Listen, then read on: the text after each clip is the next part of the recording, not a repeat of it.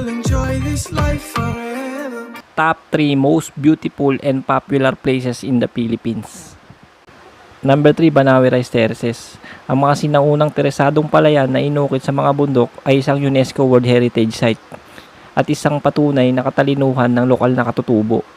Isang kahangang-hangang gawa ng tao.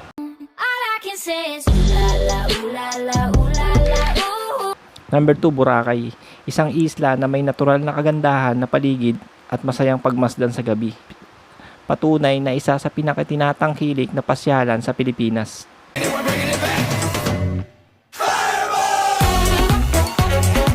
Number 1, Palawan.